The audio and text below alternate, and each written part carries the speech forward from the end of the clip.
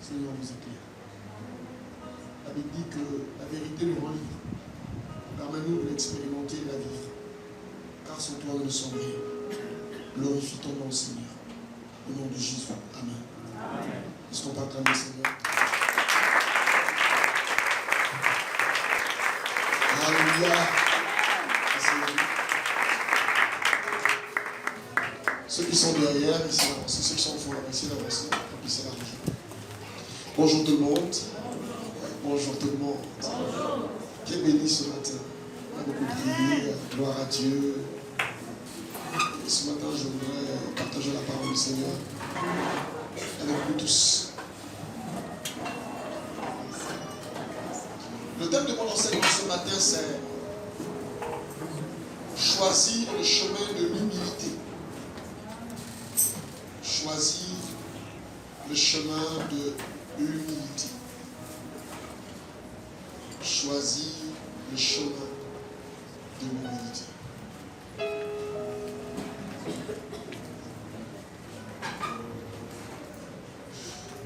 Vous savez, Nous avons l'habitude de réciter ce verset où on dit l'humilité précède la gloire. Mais vous savez, il y a une chose que de dire que l'humilité précède la gloire et de vivre l'humilité. L'humilité, ce n'est pas d'abord une attitude extérieure. Une personne ne peut pas dire je suis humble. Une personne ne peut pas se définir humble. Ce sont les gens qui voient une personne qui dit cette personne est humble. Amen. Il y a des gens qui disent non, moi je suis humble, hein, parce que je suis humble. Hein. Ma soeur, moi je suis très humble. Hein. Il y a des gens qui pensent que l'humilité, par exemple, c'est le fait de ne pas beaucoup parler. Il y a des gens qui ne parlent pas beaucoup, mais qui parlent beaucoup dans leur cœur. Ça veut dire extérieurement, c'est des gens, ils ne vont jamais ouvrir la bouche pour te dire ce qu'elles pensent. Mais si Dieu te permet de voir leur cœur, tu vas dire ce qui est à l'intérieur. Donc l'humilité, ce n'est pas une apparence. L'humilité n'est pas une apparence. L'humilité, c'est une vie. Et quand on lit la Bible, on se rend compte qu'en réalité, quand on n'est pas humble, Dieu ne nous élève pas. Or, nous tous à l'église, nous cherchons l'élévation. Tout le monde à l'église veut être élevé. Amen. Mais sauf que tout le monde ne veut pas être humble. Lorsque Dieu vous aime, il vous brise. Amen. Si Dieu se rend compte que vous résistez, il vous brise. Et il y a un homme dans la Bible qu'on appelle Jacob. Dieu a brisé sa hanche. C'est un homme qui s'appuyait sur son grand savoir. C'était un orgueilleux. Mais il y a eu une soirée où il a eu une rencontre avec Dieu. Et Dieu l'a brisé. Et quand il est sorti de là, Dieu lui a dit, tu ne t'appelleras plus Jacob. Tu t'appelleras désormais Israël. Il y a des choses que Dieu ne veut pas en nous. Parmi les choses que Dieu est en nous, il y a l'orgueil. Si je te pose la question, est-ce que tu es orgueilleux? Tu me dis non, parce que moi je ne suis pas orgueilleuse. J'ai lu un livre d'un auteur qui disait qu'il y a plusieurs manières d'être orgueilleux. Et il démontrait même que, même quand les gens sont pauvres, ils sont orgueilleux. Et il expliquait même que les gens les plus orgueilleux, ce sont les pauvres. L'orgueil bloque la grâce dans la vie de quelqu'un. Amen. Nous sommes les frères de Jésus. Moi, je ne voudrais pas prêcher en parlant d'une autre personne d'abord. Je voudrais parler de notre modèle à tous. Parce que nous sommes ici, notre modèle de référence, ce n'est pas un frère en Christ. Notre modèle de référence, ce n'est pas le pasteur. Ce n'est pas la sœur. Lorsqu'on essaie de se comparer aux frères, on sent qu'on est proche, on est humble, on est saint, on est ceci. Mais quand on se compare à Jésus, on se rend compte qu'on est loin du compte, qu'on a du travail. Amen. Notre mesure de comparaison en termes d'humilité, en termes de pardon, en termes de sainteté, en termes de service, en termes d'engagement, ce n'est pas un frère en Christ ou une sœur en Christ, c'est Jésus. Ah, moi j'aime Dieu. Si tu veux vraiment aimer Dieu et que tu sens que tu aimes Dieu, va regarder comment Jésus a aimé son Père. Ah, moi je me sacrifie pour les autres, il n'y a pas de problème. Va voir comment Jésus, lui, il s'est sacrifié pour le monde entier. Ah non, moi je suis humble, ok. On va voir comment Jésus, lui, il était humble. Au point de laver les pieds de ses serviteurs. Vous savez, ça ne peut peut-être rien dire ici aujourd'hui, laver les pieds de quelqu'un. Mais au temps de Jésus, c'était un travail qui était réservé aux esclaves. C'est les esclaves qui lavaient les pieds de leur maître. Et les disciples appellent Jésus Rabbi, donc maître. Et un jour, Jésus décide de laver les pieds à ses disciples. Pierre est obligé de dire, Seigneur, tu ne peux pas me laver les pieds. Parce que ce boulot-là, ce n'est pas un boulot des maîtres, c'est un boulot des esclaves. Comment toi, le maître, tu peux venir me laver les pieds? Jésus dit, si je ne te lave pas les pieds, tu n'auras pas de part avec moi. Bien-aimé dans le Seigneur, est-ce que tu es humble? On va vérifier ça ce matin. Maintenant, si tu sens que tu n'es pas humble, tu vas prier pour que le Seigneur change ton cœur. Parce que l'orgueil se trouve au niveau du cœur. L'humilité aussi se trouve au niveau du cœur. Le Seigneur a besoin de visiter nos cœurs, mes amis.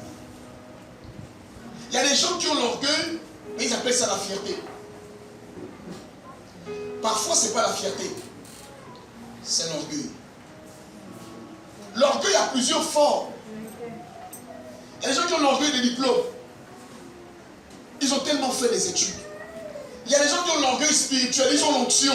Eux, c'est les grands pasteurs, les grands apôtres, les grands prophètes. Il y a des gens qui ont l'orgueil de la beauté. Quand elle marche, vraiment celle-là, tu crois qu'elle pense qu'elle est la plus belle de la planète. Il y a des gens qui ont l'orgueil de la vie. Ils ont l'argent, ils ont des maisons. En fait, ils pensent qu'ils sont arrivés. Il y a des gens qui ont l'orgueil parce qu'ils sont mariés. Alors moi, je suis marié, moi je ne suis pas comme vous les pécheurs là. Non.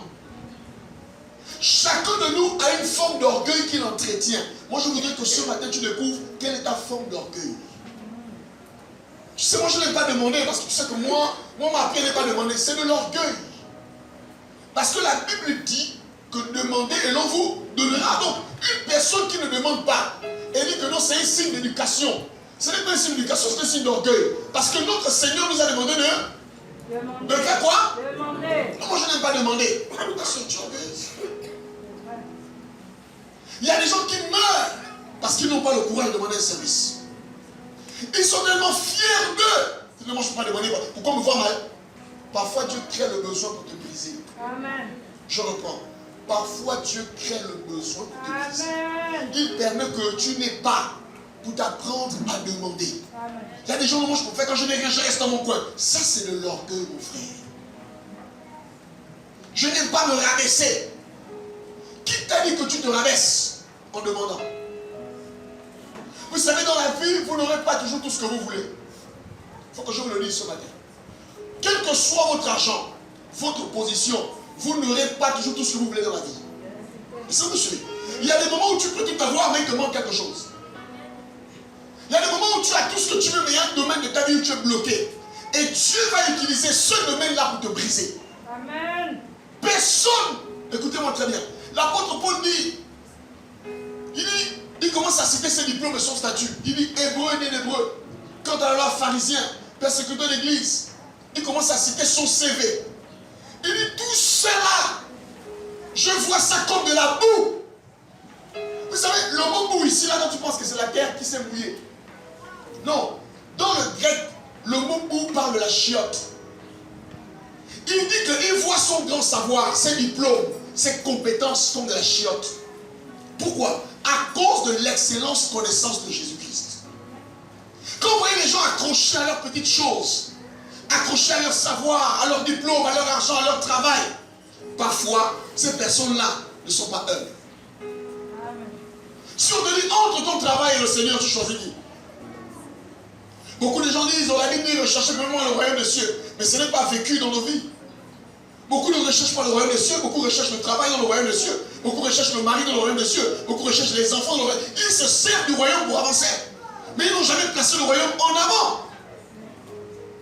Est-ce que vous êtes là ce matin? Amen. Moi, je veux que chacun découvre en lui qu'est-ce qui est mon orgueil. C'est quoi mon orgueil que je dois faire tomber? Est-ce que ce sont mes diplômes? Il y a des gens qui sont orgueilleux parce qu'ils n'ont pas fait l'école. À chaque fois que vous parlez avec elle, oh tu sais, moi je n'ai pas fait les grandes études, oh. Moi je n'ai pas fait les grandes études comme toi. Quand tu entends une personne qui parle comme ça, c'est un complexé. Moi je n'ai pas fait l'école comme vous, oh. Mon frère, le monde n'appartient pas à ceux qui ont fait les études. Amen.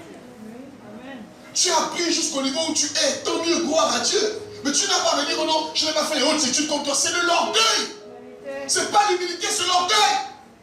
Donc tu penses que le fait de n'avoir pas fait l'école te rend homme? Non, au contraire, ça te rend orgueilleux. Parce que quand on parle d'orgueil, le complexe de supériorité c'est l'orgueil. Je vais vous choquer. Le complexe d'infériorité aussi c'est de l'orgueil. Vous savez ça? Quand une personne est complexée, elle se sent toujours inférieure. Même lorsqu'elle doit être élevée, même lorsque Dieu va l'élever, elle se dit oh non, moi je ne peux pas, oh non, c'est pas pour moi, oh non, moi je suis appelé derrière. C'est de l'orgueil. Amen. La Bible dit ayez une juste opinion de vous-même. Dis à ton voisin, on va être guéri de l'orgueil aujourd'hui. Dis à ton voisin, on va être guéri de l'orgueil aujourd'hui. L'orgueil de la connaissance. Les pharisiens, c'était ça leur problème. Ils avaient tellement étudié que lorsqu'ils ont vu un homme qui n'a pas étudié comme eux, qui n'était pas dans leurs écoles qu'on appelait Jésus, ils ont commencé à le combattre. Parce que pour eux, c'était les garants de la doctrine. Alléluia. Philippiens 2, 5 à 9. Lèvez-vous s'il vous plaît. Philippiens chapitre 2. Lèvons-nous tous s'il vous plaît. La parole de Dieu. Philippiens 2, 5 à 9. Ayez en vous les selon qui étaient en Jésus-Christ, lequel, existant en forme de Dieu, n'a point regardé comme une proie à arracher d'être égal avec Dieu, mais s'est dépouillé lui-même en prenant une forme de serviteur, en devenant semblable aux hommes et ayant paru comme un simple homme. Il s'est humilié lui-même, se rendant obéissant jusqu'à la mort, même jusqu'à la mort de la croix. Verset 9. C'est pourquoi aussi Dieu l'a souverainement élevé et lui a donné le nom qui est au-dessus de tout nom. Amen. Amen. On va donc tous maintenant lire ensemble, tout le monde à la page. Philippiens 2, 5 à 9. Allons-y, come on. Ayez en vous les sentiments qui étaient en, disons tous, lequel, existant en forme de Dieu. Vous ne connaissez plus lui. Vous ne connaissez plus lui aussi. On va le prendre. Ayez en vous les sentiments qui étaient en Jésus-Christ, lequel, existant en forme de Dieu, n'a pas regardé comme une proie arrachée d'être égal avec Dieu, mais s'est dépouillé lui-même en prenant une forme de serviteur, en devenant semblable aux hommes et ayant paru comme un simple homme. Il s'est humilié lui-même, se rendant obéissant jusqu'à la mort, même jusqu'à la mort de la croix. C'est pourquoi aussi Dieu l'a souverainement élevé et lui a donné le nom qui est au-dessus de tout nom. Verset 10. Afin qu'au nom de Jésus, tout genou fléchisse dans les cieux, sur la terre et sous la terre. Verset 11. Et que toute langue confesse que Jésus-Christ est Seigneur à la gloire de Dieu le Père. Amen. Asseyons-nous. Nous tous, nous sommes d'accord que Jésus était humble, n'est-ce pas? Amen. Amen. Mais l'humilité de Jésus n'était pas un discours. Jésus n'a pas dit qu'il était humble. Jésus a démontré qu'il était humble. Suivez-moi d'abord. Il y a une différence entre le fait de dire qu'on est humble et le fait de démontrer qu'on est. Je reprends. Il y a une différence. Il faut que vous me suivez ce matin. Il y a une différence entre le fait de dire qu'on est humble et le fait de démontrer qu'on est. L'humilité ne se dit pas. L'humilité se démontre. Amen. Jésus n'a pas dit qu'il était humble. Jésus a démontré son humilité. Et les gens ont dit qu'il est humble. Je n'ai donc pas besoin de dire que je suis humble. J'ai besoin simplement de démontrer mon humilité. Amen. Or, l'humilité consiste aussi à descendre. Je reprends. L'humilité consiste à quoi? Descendre. L'humilité consiste à quoi? Descendre. L'humilité consiste à quoi? Descendre. L'humilité consiste à s'abaisser. C'est ce qu'on nous enseigne dans l'humilité de Jésus. La Bible dit que Jésus existait en forme de Dieu. Donc il était Dieu. Il avait les mêmes prérogatives que Dieu. Mais la Bible déclare que lui-même, on ne l'a pas obligé. Vous savez, lorsqu'on vous oblige, ce n'est pas de l'humilité, c'est de l'humiliation. Lorsqu'on vous oblige à descendre, ce n'est pas l'humilité, c'est l'humiliation. Lorsque Dieu vous oblige à descendre, ce n'est plus l'humilité, c'est maintenant l'humiliation. Jésus a choisi de descendre. Quelquefois dans la vie, Dieu te demande de descendre un peu. Descends un peu. Il était au ciel, il était adoré. Jésus, c'est la parole de Dieu. Il a créé toutes choses. Il avait les avantages de Dieu. Il est Dieu. Mais la Bible déclare que pour sauver l'humanité, l'humanité était dans la perdition et il fallait sauver l'humanité. Donc, à cause de ce qu'il fallait sauver l'humanité, il fallait que entre Dieu et Jésus, quelqu'un décide de descendre. Amen. Mais il a compris que ce n'est pas le Père qui devait descendre. Le Père ne lui a pas proposé. Il a dit au Père, je vais descendre. Amen. Les gens dans le couple sont dans des problèmes. Vous savez, le plus grand espace dans un couple, sur le lit, c'est quand il y a des problèmes. Tu comprends ce que je veux dire? C'est-à-dire, l'autre à l'extrême droite, l'autre à l'extrême gauche. Je me rappelle d'un ami pasteur, il me dit, mais pasteur, ma femme et moi ne se parlent pas. Et il me raconte l'histoire, il dit, quand ma femme et moi, on dort, chacun dort aux deux extrêmes. Il dit, maintenant, pour essayer un peu de m'excuser, je pousse mon pied comme ça, pour toucher. Il dit, pasteur, la réplique est méchante. La façon que ma femme réagit, boum! Je dis, ah! Elle n'a pas une force comme ça davantage. Les gens ne comprennent pas que même dans le cas des couples, quand tout le monde est en haut, parfois pour sauver la relation, quelqu'un doit descendre. Je reprends. Dans une relation d'amitié, dans une relation fraternelle, parfois tout le monde est en haut, tout le monde veut avoir raison. Mais l'humilité, c'est accepter de descendre pour sauver la relation. Mes amis, si on avait l'humilité de Christ, il n'y aurait pas eu beaucoup de divisions dans nos vies, beaucoup de divisions dans nos églises, beaucoup de divisions dans nos familles, beaucoup de divisions dans les couples, parce que personne ne veut descendre. Tout le monde veut rester à la même position. Voici ma position, ça c'est ma position. Mais pour sauver l'humanité, il faut que Christ descende. Il y a des choses que tu aurais pu éviter si tu avais simplement accepté de descendre. Ça ne va pas te tuer. Jésus n'est pas mort quand il est descendu. Au contraire, Jésus a été souverainement élevé. La Bible déclare que l'humilité précède la gloire. On nous enseigne que si Jésus était resté en forme de Dieu, en disant on est tous Dieu, envoyez Michael, il va aller sauver l'humanité. Envoyez Gabriel, toi et moi on ne serait pas là aujourd'hui.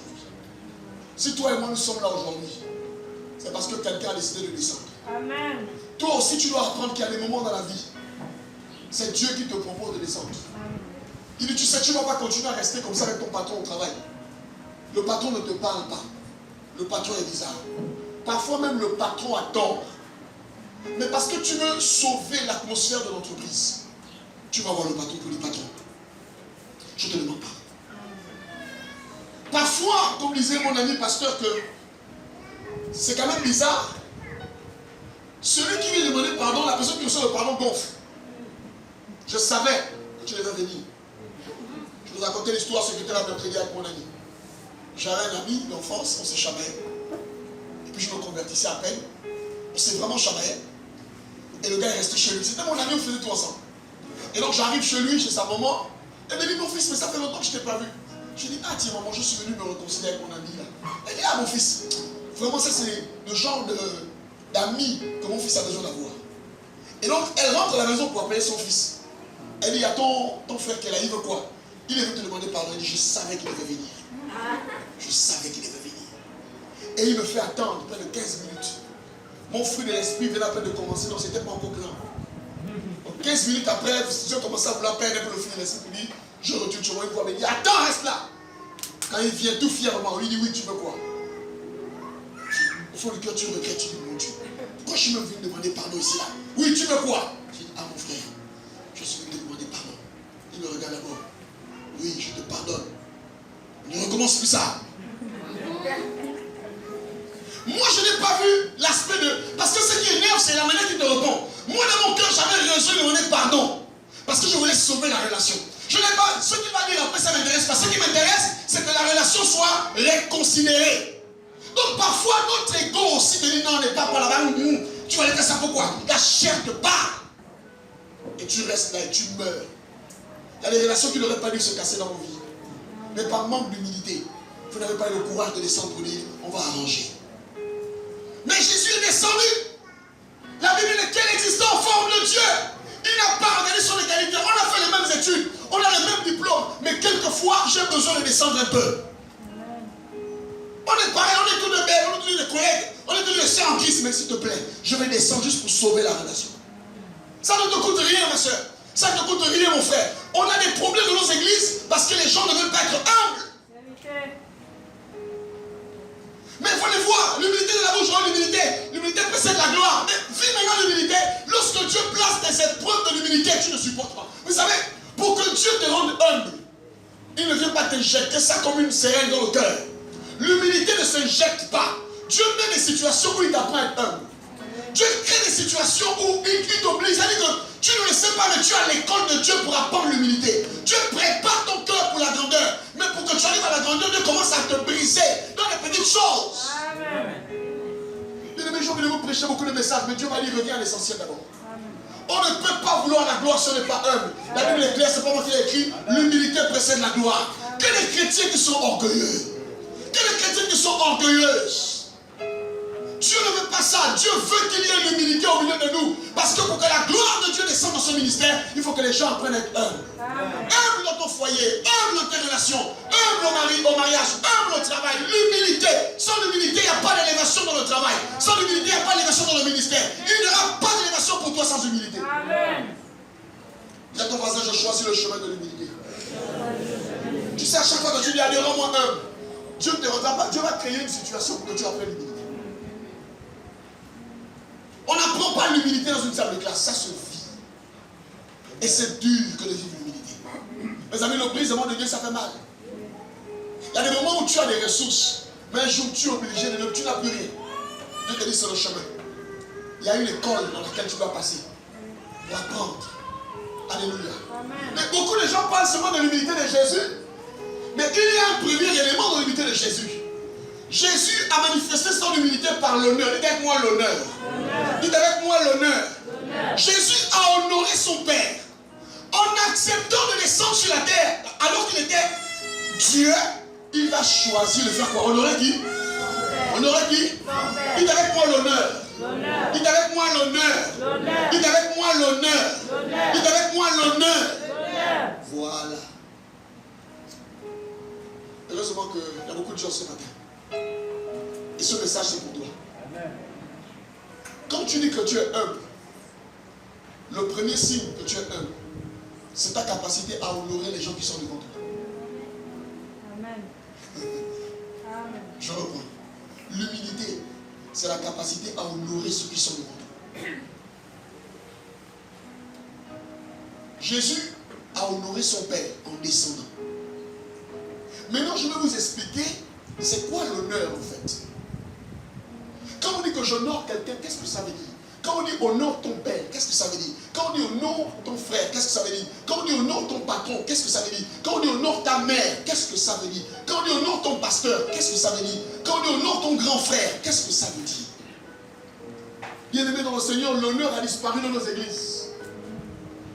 Les gens sont confondus. Vous savez, il y a un mot qui dit qu'on a le même esprit. On a le même esprit, ne suppose pas qu'on a les mêmes grâces. Oui. On a le même esprit, ne suppose pas qu'on est pareil. Touche ton voisin, tu dis on n'est pas pareil. Non, dis à ton voisin, on n'est pas pareil. On peut être assis dans la même église, on n'est pas pareil. Vous savez, ton père te met au monde, et puis tu travailles, et puis tu commences à gagner plus d'argent que ton père. Tu ne seras jamais plus que ton père. Amen. Même si tu gagnes plus de millions que ton père. Amen. La bénédiction d'un père ne se trouve pas dans ses poches, mais dans sa bouche. Amen. Ça veut dire que si tu regardes ton père, en fonction de ce qu'il a dans ses poches, tu ne recevras jamais la bénédiction. Parce que la bénédiction d'un père ne se trouve pas dans ses poches, mais ça se trouve dans sa bouche. Un père peut te donner son argent. Si tu ne l'honores pas, tu ne peux jamais recevoir sa bénédiction. On ne reçoit pas la bénédiction d'un père parce qu'il donne un compte en banque, mais par ta capacité de l'honorer. Ce qui sort de sa bouche, c'est ça. Amen. J'ai besoin de te parler aujourd'hui. On ne peut pas aller loin si on ne comprend pas ces choses-là. Je vous parle des choses qui ont façonné ma vie et mon ministère. Je vous parle des choses qui m'ont amené au niveau où je suis. Dieu m'a mis dans les conditions où je n'avais pas d'autre choix que d'être humble. Dieu m'a oppressé. Dieu m'a brisé. Moi qui étais non fier, Dieu m'a amené en bas et j'ai accepté de descendre. À chaque fois que vous voyez un homme élevé, il y a deux possibilités. Soit Dieu l'a brisé, soit il s'est élevé lui-même. Sauf que celui qui s'élève lui-même finit par descendre. Mais celui que Dieu élève, après l'avoir brisé, demeure dans l'élévation. Amen. Bien-aimé, Jésus a honoré son Père. C'est quoi l'honneur? Que signifie honorer quelqu'un? Jésus a manifesté son humilité par l'honorabilité qu'il a manifestée vis-à-vis de son Père. Honorer signifie valoriser, apprécier, apporter de la valeur à quelqu'un. Nous sommes là en train de parler du pasteur Thibaut. Pasteur Thibaut, c'est un homme bien, tout. Toi, tu viens me dire, quel pasteur Thibaut? Tu ne connais pas le pasteur Thibaut? C'est qu'il a fait là. C'est pas mon pasteur. Est-ce qu'à cet instant, on a besoin que tu parles comme ça du pasteur Thibaut? Nous sommes en train de parler du pasteur. On est en train de l'honorer. Toi, tu viens nous montrer qu'en fait, lui, il ne mérite pas l'honneur là. C'est pourquoi beaucoup de personnes se retrouvent en train d'être critiquées et malmenées. Parce que vous n'avez pas honoré les autres et vous voulez qu'on vous honore. Vous n'appréciez pas. Il y a des gens qui ne savent plus apprécier les autres. L'autre a bien fait, l'autre a une qualité que tu n'as pas. Mais apprécie ça. Ah la soeur, vraiment, je reconnais que Dieu t'a donné ça, que Dieu te bénisse. Mais au lieu d'apprécier, c'est maintenant la jalousie. Au travail, tu vois que la collègue connaît ce que tu ne connais pas, elle est plus intelligente que toi dans ce domaine. Toi, tu ne connais pas. On lui dit que, ah collègue, apprends-moi. Je sens que tu maîtrises la comptabilité, apprends-moi. Tu commences à dire, depuis qu'elle pense qu'elle maîtrise la comptabilité là, tu commences à prier pour qu'elle fasse des erreurs, pour que toi on t'élève. L'erreur des autres ne vont pas te conduire à l'élévation.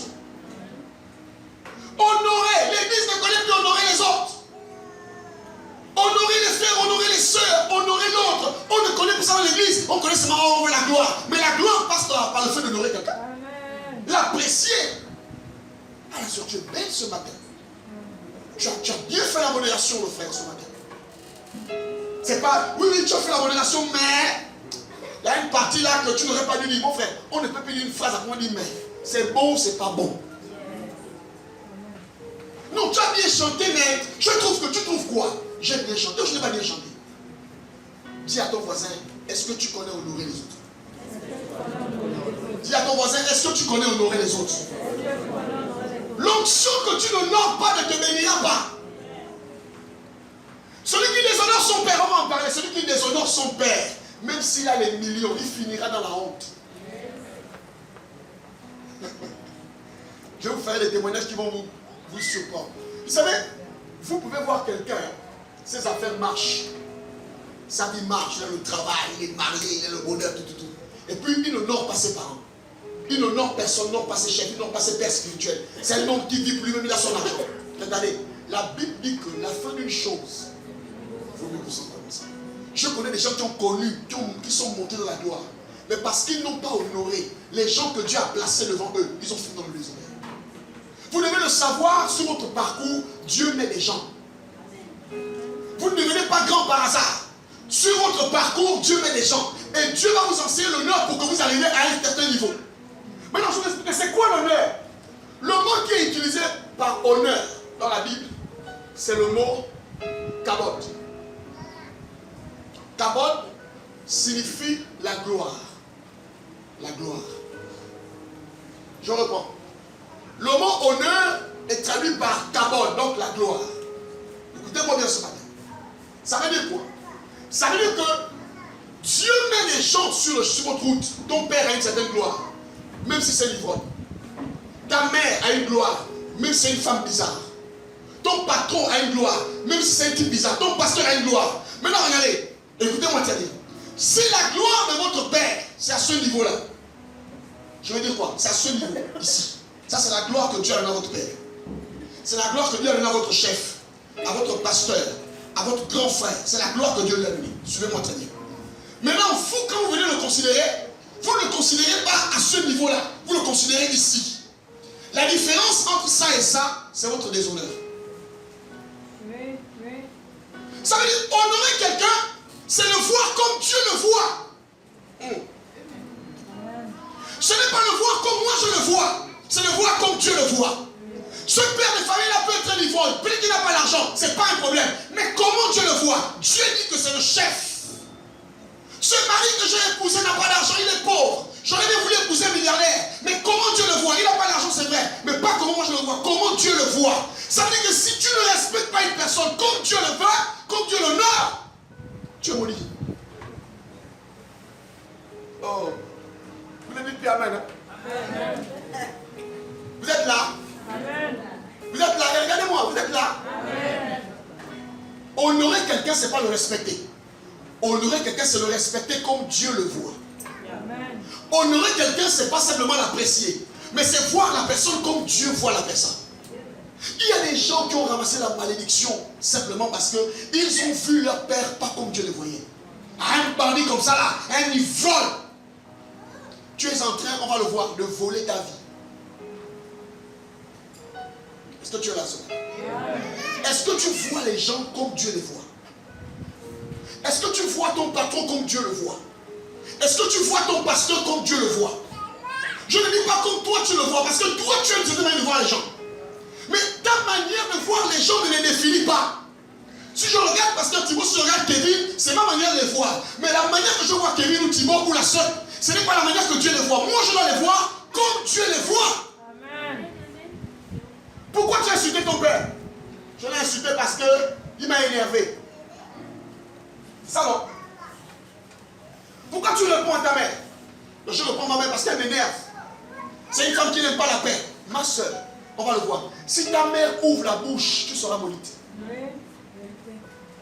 J'ai vu les enfants se battre avec leur père et leur mère. J'ai vu ça comme ça. On va en parler. Il tire son père par le cou. Tu me prends pour qui? Moi j'ai grandi et les choses ont changé. Aïe. Dis à ton voisin malédiction.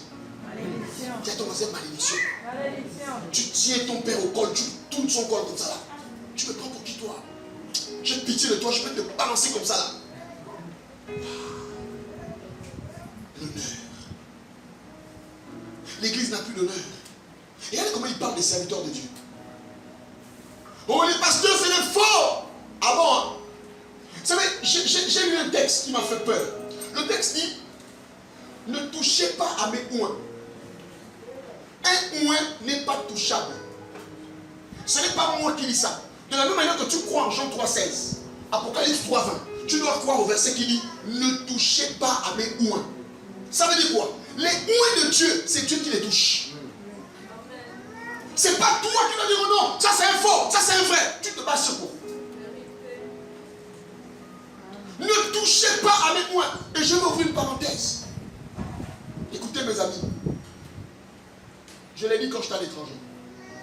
Ça vous sert à quoi de partager dans vos téléphones les problèmes qu'un serviteur de Dieu aurait eu? L'apôtre Paul dit ceci. Et là, l'apôtre Paul, il est très dangereux quand il dit ça. Il dit, qui es-tu, toi qui juges le serviteur d'autrui? S'il tombe, son maître le relèvera. Vous savez, Dieu est étrange. Hein? Si tu es un premier le serviteur de Dieu, Dieu va régler d'abord ton cas. Ensuite, il ira régler le cas avec son serviteur. Ne mettez, il y a un don qui dit entre l'écorce et le bois, on ne met pas le bois. Quand vous voyez un serviteur commettre une bêtise, laissez-le avec son Dieu. Vous prenez les téléphones, vous partagez les scandales. Oh, quel pasteur a fait ça? Vous partagez. Vous vous connectez pour voir ça. Ça vous donne quoi? Vous partagez les scandales, les serviteurs de Dieu. Ça vous donne quoi? Vous êtes en train de participer à un péché, le déshonneur. Et c'est fréquent. Oh, on a invité le serviteur. Et on se partage ça dans les Facebook. C'est une chose que moi je ne fais pas. Et je n'accepte pas ceux qui le font. Et je le dis aux autres pasteurs. J'ai un jeune frère que tu connais d'ailleurs, qui avait eu un problème qu'on avait attrapé, et puis on l'a filmé, et puis il s'est parti dans les réseaux sociaux. Dieu avait restauré ce frère-là depuis. Et pendant que j'étais à l'année où j'enseignais, je ne sais pas qui connaît prendre la vidéo là, et le frère était à l'école. Et les frères en Christ qui étaient dans la même salle de classe commençaient à partager sa vidéo, où on le voyait, on l'a humilié, il était quasiment nu. Et puis partager ça. Et puis ils ont envoyé ça à nous, et je les ai arrêtés. Je suis venu, je dis écoutez-moi très bien. Cette vidéo-là date depuis combien d'années? Dieu a eu l'occasion de restaurer son serviteur. Vous vous êtes resté avec ça entre les mains. Voilà comment quelqu'un a été restauré. Et vous continuez de pécher alors que la personne a été restaurée. Quelqu'un peut être là, il t'insulte. Il t'insulte et puis nous on voit que c'est un pécheur. Quand il est rentré dans sa maison, tu connais ce qu'il a dit à Dieu? Il sort là-bas, il a demandé pardon à Dieu. Nous on continue à voir que le frère là c'est un impoli. Le frère qui est impoli là n'est plus impoli. Il était impoli parce qu'il a restauré sa relation avec Dieu. Mes amis, vous devez apprendre à honorer les gens. Quelle est la valeur que Dieu donne à mon père? Je veux le respecter. On va le voir. Dieu ne dit pas qu'honore ton père s'il n'est pas sorcier. Dis avec moi l'honneur. Dis avec moi l'honneur. Dis avec moi l'honneur. Marc 6, 4 à 5. Rapidement. Marc 6, 4 à 5. Allons-y. Marc 6, 4 à 5. 4 à 5. Ouais. Mais Jésus leur dit, Jésus leur dit, un prophète n'est méprisé que dans sa patrie, parmi ses parents et dans sa maison. Il ne put faire là aucun miracle, si ce n'est qu'il imposa les mains à quelques malades et les guérit. Amen. Amen. Jésus est venu dans sa ville, là où il a grandi. Écoutez l'histoire. Il arrive là-bas, mais tout le monde sait que Jésus guérit les gens. On a déjà la réputation que Jésus guérit les gens, les morts ressuscitent. Maintenant, il arrive là où il a grandi. Quand les gars avec qui il a grandi, avec qui il joue au billes, et à la carte, il le regarde, il dit, oh, ça c'est notre ancien ami là, avec qui on joue au poker. Non, mais c'est le fils de Joseph le charpentier, celui avec qui on se lavait à la plage, c'est lui. Vous avez appris qu'il fait des miracles. Ah, quel miracle, c'est le mensonge. Connaissez les gars là, comment ils sont. Il a grandi là, peut-être même qu'il est parti en Égypte. Il commence à leur dire, un prophète n'est pas comment? N'est pas comment? N'est pas considéré, n'est pas honoré chez lui. Écoutez-moi le principe. Il dit, un prophète est prophète ailleurs. Mais quand il arrive chez lui, on a une évaluation naturelle de qui il est. Ça c'est qui? Ça c'est qui? C'est mon mari, non? C'est mon frère, non? C'est ma soeur, non? Il dit, quand on est prophète, l'onction prophétique, l'onction de l'homme de Dieu ne fonctionne pas là où les gens sont familiers avec lui. Amen. Est-ce que je peux te parler? Est-ce que je peux te parler? Un jour, je reçois un ami d'enfance. Il est chrétien. Il vient me trouver au bureau, il dit, je veux que tu pries pour moi. Je dis, bonjour, on dit quoi, ami? Écoute ce qu'il me dit. Il me dit, je ne veux pas que ce soit l'ami qui prie pour moi. Parce que l'onction d'un ami ne guérit pas. Wow. Il me dit, je suis malade. J'ai une maladie incurable. Mais je veux que tu pries pour moi parce que je sais que tu peux prier pour moi et puis je vais guérir. Mais sauf que je ne veux pas que tu pries pour moi en tant qu'ami. Parce que l'onction d'un ami ne peut pas me guérir. Aïe, aïe, aïe. Il est l'onction d'un ami. L'onction d'un pote. L'onction d'un mari. Ton mari est pasteur, mais tu ne prends comme ton mari. L'onction d'un mari ne peut pas te guérir. L'onction d'un mari ne peut pas te bénir. Est-ce que tu m'entends? Ton frère est pasteur. L'onction d'un frère ne guérit pas. L'onction d'un frère ne bénit pas. Oh, est-ce que tu comprends mon langage? Ce genre d'onction ne bénit pas.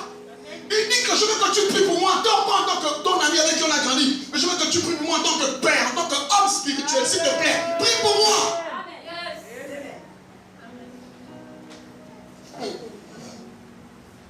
Là dans mon bureau, je lui ai dit, mais toi, je veux prier pour toi. On va le voir. Ce n'est pas moi qui l'a guéri.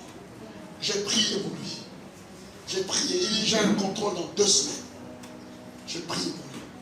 Je lui ai dit, quand tu iras à l'hôpital, le diagnostic va changer. Il est parti. Le diagnostic a changé.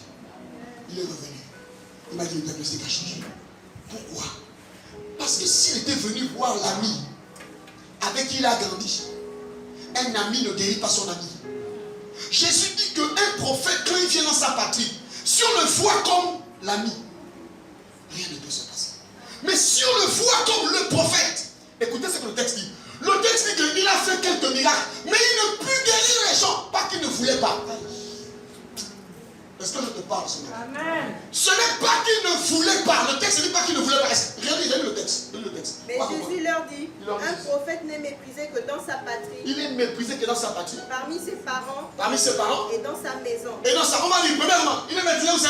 Dans sa patrie. Ensuite où c'est? Parmi ses parents. Ensuite où c'est? Dans sa maison. C'est la raison pour laquelle Dieu vous éloigne souvent. Parce que ce sont les gens d'ailleurs qui vont croire en vous. Si vous pensez que c'est les gens de votre maison qui vont croire en vous, c'est faux. Les gens de votre maison vont toujours vous voir comme celui qui a grandi. Pépito, Pépito, c'est Pépito, c'est Pichou. C'est Maminou. Parce que à vos yeux, à leurs yeux, vous n'avez pas grandi. Est-ce que tu es là? Est-ce que tu es là ce matin? Même si tu es déjà mère de famille, ta copine, elle va te dire, ah, toi là, quitte là. Maman, je dis les enfants. Enfant de quoi? Arrête-moi ça. Pourquoi? Une personne qui a grandi dans un milieu, les gens auront tendance à te voir comme celui qui n'a jamais progressé. Est-ce que tu es là ce matin? On va te voir, non mais celle-là, même si tu travailles, même si tu es barbu, tu as réussi comment? Quand tu es là, oh, Pichou. Ça chante. Non. Tu me l'as dit quoi? Que tu as pas été. Non, tu es toujours là. dans sa maison, dans sa patrie et dans sa famille. Vous allez remarquer la plupart des temps, les parents, dans chaque famille, il y a au moins un homme de Dieu. Mais il y a des problèmes là-bas. Pourquoi? Parce que les gens de la propre famille ne croient même pas en l'homme de Dieu là. Mais quand ils ont des problèmes, suivez, c'est quand ils ont des problèmes qu'ils prennent le téléphone. Oh mais Dieu, c'est toi l'homme de Dieu de la famille. Je ne suis pas un sapeur-pompier. Mon onction n'est pas une onction de sapeur-pompier. On va considérer que tu es femme de Dieu, c'est pas quand il y aura des problèmes. Ah, c'est toi qu'il faut prier, rien pour la famille. On t'appelle, là c'est grave, on ne fait que manger les enfants. Tous les troisièmes enfants meurent. C'est toi que Dieu a payé la famille a pris. Ah bon?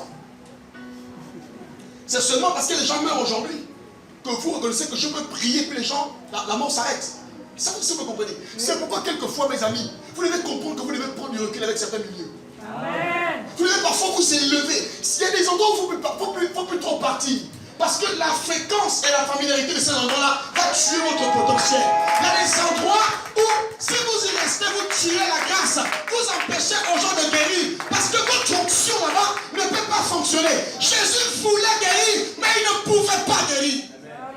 Est-ce que tu es là? Amen. Il ne pouvait pas. Pas qu'il ne voulait pas, mais il ne pouvait pas. Ça veut dire qu'il avait envie de guérir. Mais le déshonneur, la semence du déshonneur bloquait. Écoutez, là, je vais te choquer.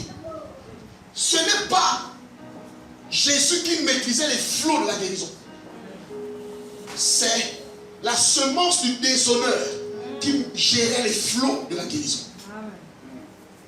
C'est ça que le texte veut montrer. Ça veut dire que de lui-même, il voulait guérir. Mais il ne pouvait pas. Parce qu'à cet endroit-là, les gens déshonoraient son onction de prophète. Donc parfois, tu veux bien transmettre quelque chose à quelqu'un. Mais la semence du déshonneur en lui, l'Éternel bloque le flot de la grâce. Un père peut prononcer une bénédiction sur toi. Mais si tu l'as déshonoré, la bénédiction qu'il prononce sur toi, c'est comme si on versait dans un canard. Ah, laisse-moi te parler. C'est ça qui fait que le pasteur, plus de moi, rien ne se passe. Comment es-tu avec le pasteur? Comment tu regardes son honneur? Est-ce que tu le vois comme Dieu le voit? C'est pourquoi les gens viennent d'ailleurs. Le pasteur plus pouvoir et le porte souffre. Mais toi tu l'as depuis, tu as adoré. Mais comme il y a la semence du déshonneur en toi, tu t'es familiarisé. Ah, c'est le pasteur, je connais ses versets du livre, je connais sa manière de prêcher. Plus rien ne peut, tu ne peux plus rien recevoir. Jésus ne pouvait pas. Il avait envie de guérir les gens à Nazareth. Mais on le regardait, on l'appelait Jésus. Non, c'est Jésus, notre ami là. C'est lui. Et il ne pouvait pas guérir.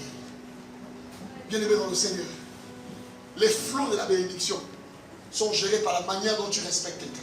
Amen. Vous savez, j'ai découvert quelque chose. Je ne suis pas très bien dormir, je suis très mal à l'aise.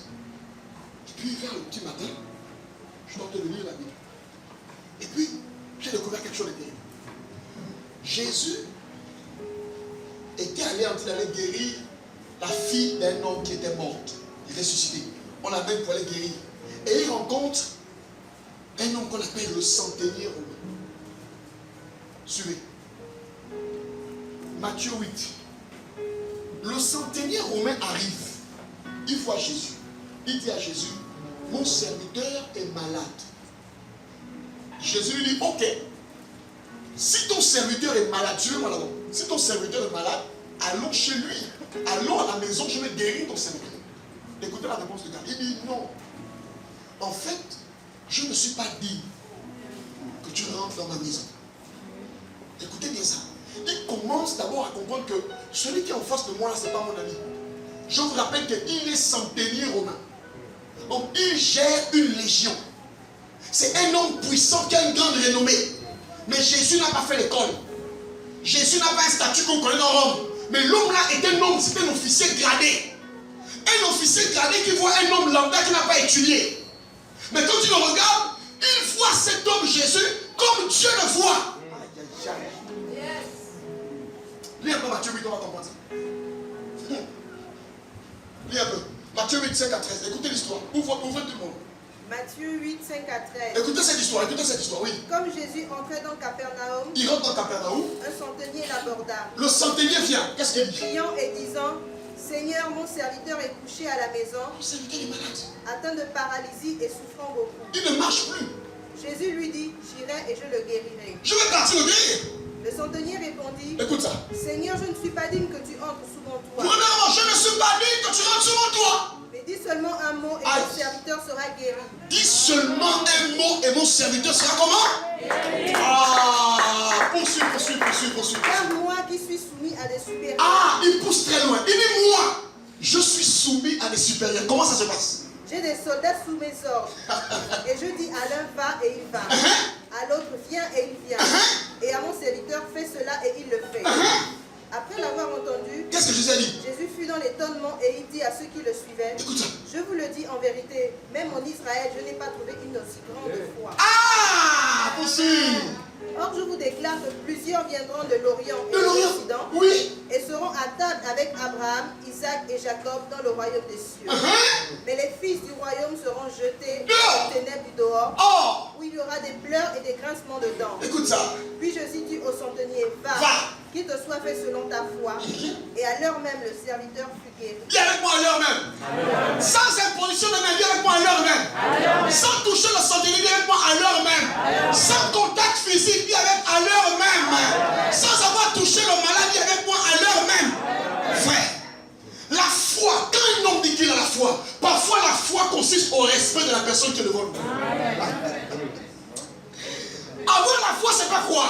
Avoir la foi, c'est croire en la personne parfois qui est devant nous. Jésus a dit, croyez en Dieu et croyez en moi. Quand il dit en moi, ce n'est pas le Messie. Croyez en moi, la personne que vous voyez là. Regarde, le centenier vient. Il dit, papa, allons à la maison. Il dit, mon serviteur est malade. Jésus dit, on va partir. Il dit, non, on ne part pas. Il dit, j'ai pas besoin que tu viennes. Maintenant, écoutez-moi très bien. Jésus, les apôtres vont recevoir un cours d'angéologie, un cours en divinité. Un païen va faire un cours en divinité à ceux qui étaient avec Jésus, qui marchaient avec lui mais qui ne connaissaient pas qui il était. Il dit, moi, je suis soumis. J'ai des gens sous mes ordres. J'ai dit à un part, à l'autre va, il va. Quand Jésus regarde comme ça, qu'est-ce qu'il est en train d'expliquer? Il est en train de reconnaître que Jésus est Dieu. Et les anges l'obéissent. Il est en train de reconnaître que Jésus peut seulement dire, va guérir cet homme dans sa maison là-bas. Et l'ange partira. En fait, il est en train de reconnaître la divinité de Jésus. Amen. Jésus dit que j'ai fait tout Jérusalem. J'ai fait Israël. Mais je n'ai jamais vu une aussi grande foi. La foi là, c'est quoi? La foi là, c'est le respect. Il a mis Jésus à sa réelle position. Tu es le Messie. Tu n'as pas besoin de te déplacer. Tu dis, la chose arrive. Il a remis Jésus à sa place. La parole qui était au commencement. Que la lumière soit et la lumière fut. La parole qui a créé toutes choses. Il sait que si Jésus parle, quelque chose est sur le point de se passer. Il sait que si Jésus dit seulement, vas-y, la chose est faite. Jésus, il ramène Jésus au commencement. Au commencement, la terre était en forme vide. Dieu dit que la lumière soit et la lumière fut. Il a rappelé que Jésus était la parole. Celle qui était au commencement. Quand Jésus a vu ça, il dit, mon Dieu, un homme qui ne marche pas avec moi, un incirconcis, comment il peut comprendre ça? Il peut comprendre les choses que ceux qui marchent avec moi ne comprennent pas. À l'instant même, à cause de ce qu'il a respecté Jésus. Il a placé Jésus là où Jésus devrait être. À cause de ça, son serviteur a été guéri. Bien-aimés dans le Seigneur, parfois nous manquons simplement l'honneur. Nous ne respectons pas l'honneur. On dit que respecter Jésus, respecter la personne que Dieu met devant toi. C'est ça qui crée le miracle. Parce que le flot de la grâce était en lui. Il fallait simplement qu'une personne reconnaisse ça. En reconnaissant ça, le flot de la grâce devait agir, agir, agir, agir, agir. Qu'est-ce qui fait qu'on prie chez une personne? La personne est guérie. Et on prie chez une autre. L'autre n'est pas guéri. Qu'est-ce qui fait que je peux prophétiser sur quelqu'un, ça se passe, et chez une autre pas? Qu'est-ce qui peut faire ça? Vous avez le même pasteur. Vous écoutez la même parole. La différence se trouve au niveau de l'honneur. C'est simplement ça. La différence se trouve au niveau de l'honneur. Il y en a qui pensent que le pasteur c'est un pote. C'est un grand frère. C'est un yaya. Alors tu vas recevoir la bénédiction du yaya. Je ne sais pas si vous comprenez. Vous comprenez ça? Maintenant il y en a qui pensent que c'est l'homme de Dieu. J'ai enseigné là où j'ai enseigné là-bas à l'église, là-bas où j'étais. J'ai dit aux femmes, les hommes, j'ai dit attention, que ça ne vous trompe pas. Quand tu as un mari ou une femme qui a l'appel, ne te trompe pas. Il y a des moments où tu as juste besoin de ne pas le parler au mari, mais de parler à l'homme de Dieu. Moi j'ai vu des femmes de pasteurs. Elle prend l'argent, elle dit à son mari, elle dit pasteur, voici mon offrande, je veux que tu pries pour moi. Parfois les femmes des pasteurs, les soeurs des pasteurs, les grands frères des pasteurs, les petits frères des pasteurs, ils pensent qu'ils n'ont pas besoin de la grâce de l'homme de Dieu. Parfois tu as un problème, tu es bloqué en tant que femme. Prends ton offrande, même si c'est 1000 francs, tu dis mon mari, je me mets à genoux. Prie pour moi, pas en tant que ta femme, mais en tant que l'homme de Dieu. Tu vas voir ce qui va se passer. Oh, laisse-moi te parler. Est-ce que je peux te parler ce matin? Est-ce que je peux te parler ce matin? Mais tu as toujours là les yeux de la chair, en tout cas. C'est ma mère, il y a quoi même? Mais ta mère est servante de Dieu. Si tu veux recevoir la bénédiction sentimentale, là, je donner ça. Mais si tu veux recevoir la guérison du ministère, du sacerdoce, tu vas recevoir ça aussi. Tout dépend de l'attitude que tu as. Jésus dit ceci. Vous verrez les gens venir de l'Orient, de l'Occident. En fait, il dit quoi? Il dit que ce sont les gens qui viennent d'ailleurs. Suivez-moi bien. Ce sont les gens qui viennent d'ailleurs, qui ont cette considération, qui vont rentrer, qui vont percer. Mais ceux qui sont là depuis ne peuvent pas percer, même s'il y a la grâce, même s'il y a l'onction. Je parlais avec mon ami Luc, et on disait, on se vit, on parlait un peu là. Et il me disait, tu sais, il y a un mystère que je n'arrive pas à comprendre. On voyage, à chaque fois qu'on voyage, il y a une grâce puissante qui se déverse. Je faisais un peu le témoignage de ce que j'ai vécu. Il dit, il y a une grâce puissante qui se communique.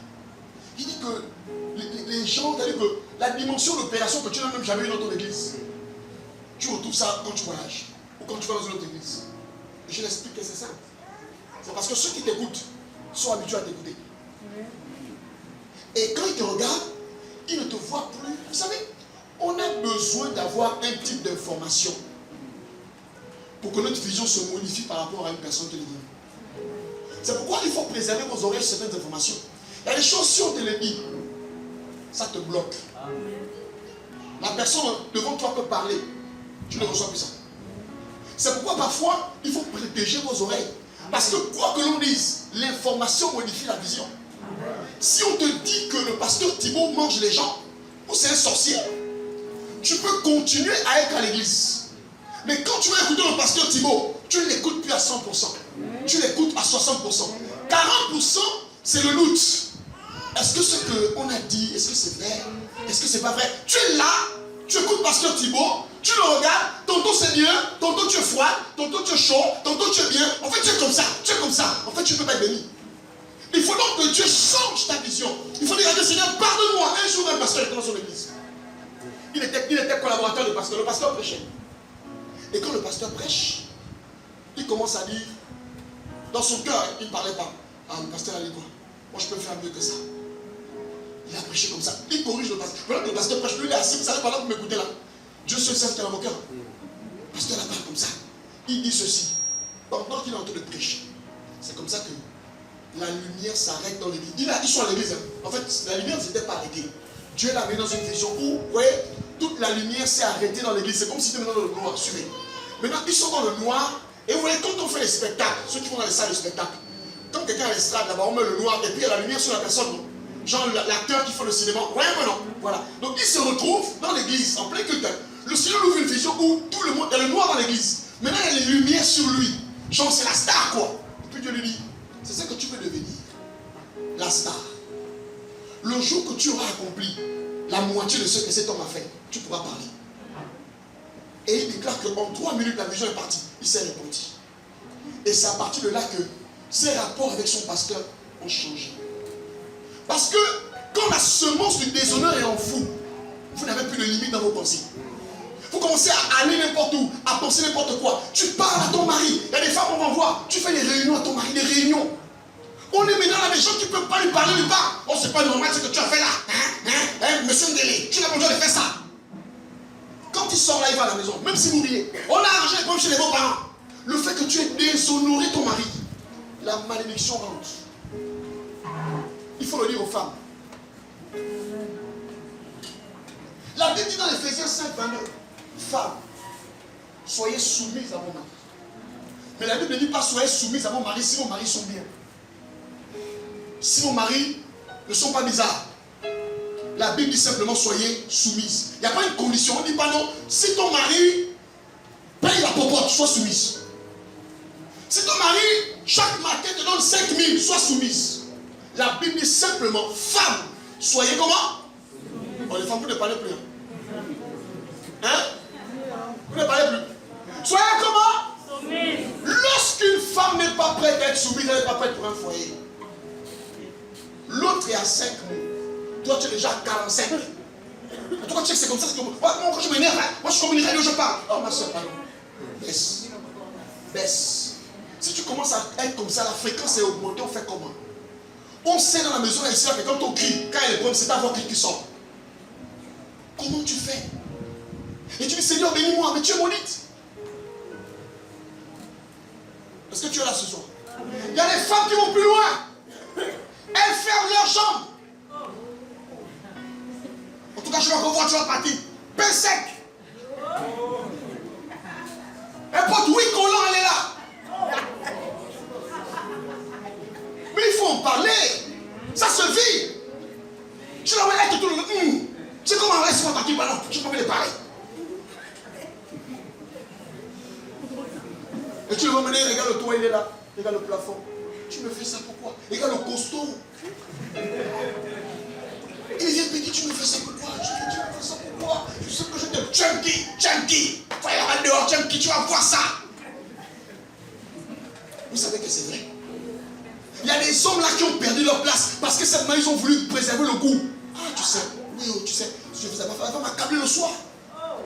Oui, j'en connais. Mais le Mabouli n'est pas Mabouli. Chacun est esclave de ceux qui avec qui ont tué au feu de lui. Il va jouer les gars, il va bouler. Le soir tu es avec lui. Quand il fait froid là-bas tu es avec lui. Il est obligé d'accepter. Bon ça va chérie, on fait comment? Tu veux qu'on fasse comment? Je te dis que tu ne m'écoutes pas. Parce que quand je te parle, tu ne m'écoutes pas. Oui, je vais t'écouter. Je vais t'écouter. Je t'écoute.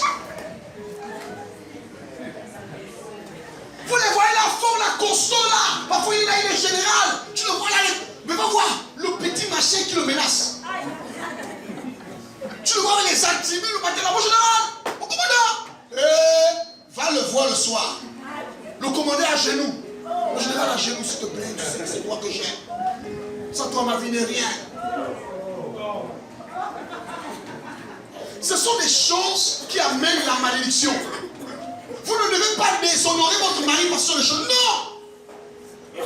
La Bible dit, enfants, obéissez à vos parents. Mes amis, vous savez, on veut tellement être l'ami de nos enfants. Aujourd'hui, le monde a changé. À l'époque, nos parents, ça va commencer comment? Nos parents. Papa, assieds-toi là, je vais te parler parce que ce que tu fais là, vous savez, papa, on a grandi, hein, mon frère. Quand tu as commencé à parler, c'est pas la gifle, c'est le regard. C'est-à-dire que nous, on était dans une école où, quand le père arrive, quand mon père arrive fait, on l'apercevait à 40 mètres. Tout le monde cherche la route. On cherche un endroit où rentrer pour dormir. C'est-à-dire que tu n'as pas sommeil, mais tu vas créer le sommeil le jour-là. Quand le père est au salon comme ça, il est assis. Toi, tu veux venir t'asseoir, tu changes les chaînes. Ah, frère, si c'est le communiqué, vous allez tous sur le communiqué le jour-là. Les enfants d'aujourd'hui, papa, ils discutent avec son père. Papa, donne-moi ça. Oh, Tiji, oh, Tiji, oh, Tiga, oh, Timachin. Oh, tu commences à la mère, oh, laisse-le, hein, laisse-le. Continue à dire laisse-le. C'est un futur roi, il va de royauté, tu vas voir. Il ne faut pas qu'il pleure. Il ne faut pas qu'il pleure. L'enfant doit apprendre que quand c'est les informations, il doit être tranquille sur les informations de papa. Parce que la Bible dit que la folie est attachée au cœur de l'enfant. Quand un enfant a senti qu'il peut manipuler son père par la télécommande, ça commence par les programmes de télé. C'est l'heure du journal. On est 20, on est 7 adultes dans la maison. 7. On veut suivre un programme. Mais il y a le roi. Le roi des rois est là. Il veut suivre Kiji. Telle petite soeur dans la maison, tes soeurs sont dans la maison. Toi la soeur, tu dis oh non, laissez-le, ainsi vous savez, laissez-le. Après vous allez suivre, laissez-le. Il va comprendre quoi. Oh, mes tatas là, c'est pas des gens. Mes tatas là, on peut même les brimer. Moi, je peux les brimer aussi. Est-ce que vous êtes là ce matin? Hein? Tu fais la réunion de tes parents. Assieds-toi là, je ne suis pas d'accord. Je tenais à te dire que papa, tu me déranges. Ah bon? On veut tellement être amis avec nos enfants qu'on est obligé de baisser la garde. Et ça attire la malédiction dans leur vie. Quand un enfant ne respecte plus, le flot de l'honneur ne coule plus dans son sein vis-à-vis de son père ou de sa mère. La Bible dit honore ton père et ta mère afin que tu sois heureux et que tu vives longtemps. Pourquoi les jeunes meurent aujourd'hui? C'est pas le chanvre. C'est pas forcément le braquage. Pourquoi les enfants se retrouvent en prison? Mais quand vous remarquez la manière que les parents d'aujourd'hui éduquent leurs enfants, il n'y a plus de discipline, il n'y a plus rien. La semence du déshonneur. Il y a une vidéo qui circule sur internet. Comment une fille ou un fils, c'est-à-dire que sa mère l'a envoyé en Turquie étudier. Un garçon. Sa mère a dit que va étudier en Turquie. Je ne sais pas si la mère a retardé ou quoi. La façon qu'il parle à sa mère, mon Dieu, Seigneur.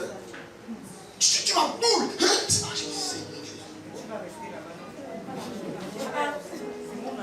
Et la vidéo est devenue virale. Et je vois des gens qui rient comme ça. Amen. Église, revenons à l'essentiel. Obéissez à vos parents. Vous voulez le bonheur, obéissez à vos parents. Vous voulez aller loin, obéissez à vos parents. Même si ce n'est pas des gens bien, aucun parent n'est facile. Aucun parent n'est facile. Aucun parent n'est facile. Amen. Mais nous avons la responsabilité devant Dieu de les honorer. Leur donner la valeur que Dieu leur donne. Parce que l'affaire des parents là, c'est une affaire spirituelle. Écoutez, la Bible ne dit pas que honore Dieu et tu vivras longtemps, tu seras heureux. C'est bizarre, hein? Dieu va prendre ce commandement et il va donner ça à qui c'est. Il va dire aux parents, parents, si vos enfants ne vous obéissent pas, 1, ils ne seront pas heureux. 2, ils ne vivront pas longtemps sur la terre.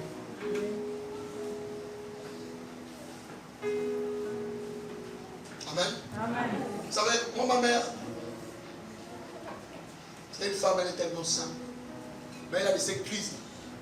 Quand elle décide de te parler, elle oublie que tu es déjà adulte. Et elle fait des notes, souvent ces notes varient entre 10 minutes et 20 minutes. Et elle commence à te dire, ce que je t'écris là, il faut que tu écoutes jusqu'au bout. Je vous assure, parfois elle parle. Tu es là comme ça, tu dis Seigneur. Une fois, elle m'a posé une question qui m'a quand même mal aimé. Oh non, tu étais où? Tu as fait quoi de la journée? C'est comme ça que je leur ai dit que devant toi aussi quand même. Moi je suis grand, je suis responsable. Tu me poses les questions de ton mari, il y a quel problème? Il ne fallait pas que je dise ça. Ah bon? Que quoi?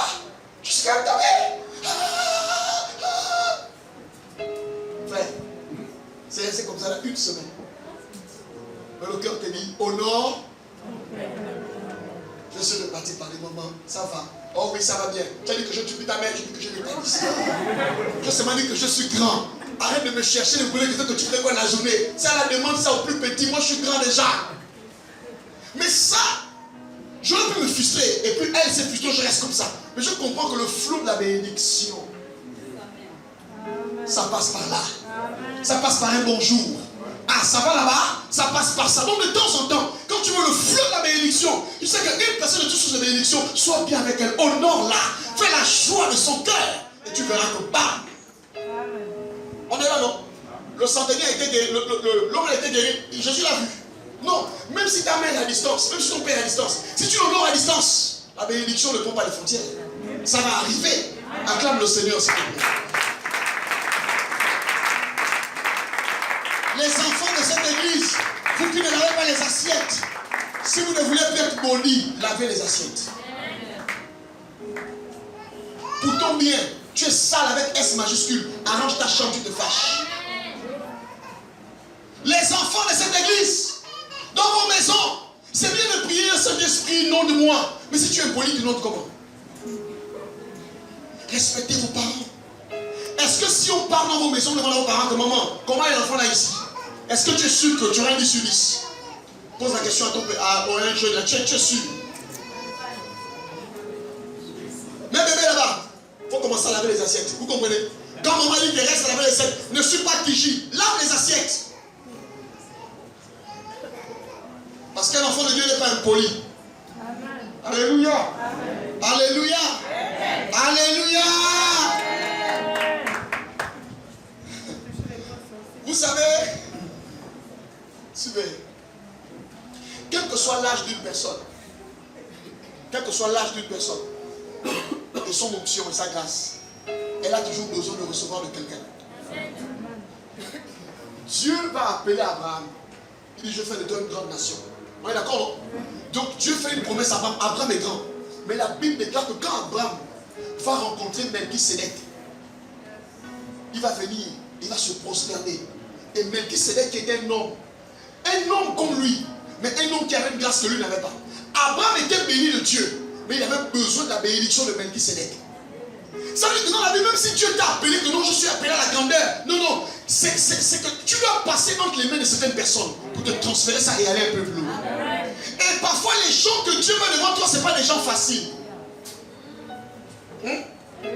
Mon père, aïe, lui nous frappait avec le bâton de la fenêtre.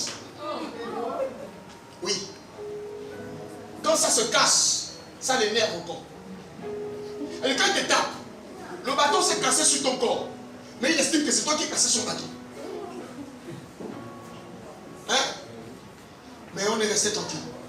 On respectait papa. Les enfants d'aujourd'hui, vos pères ne vous tapent pas. Mais c'est vous qui êtes des impolis.